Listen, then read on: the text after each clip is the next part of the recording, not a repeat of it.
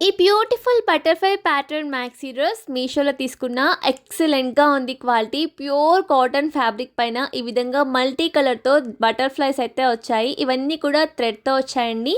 Fabric కాస్టే minimum 800 rupees పడుతుంది. But fully stitched maxi dress ఇంత గేరాతో మనకి జస్ట్ ఓన్లీ 500 రూపీస్‌లో వచ్చింది. బ్యాక్ సైడ్ కూడా ఈ విధంగా బటర్‌ఫ్లై నెక్ అయితే ప్రొవైడ్ చేశారు.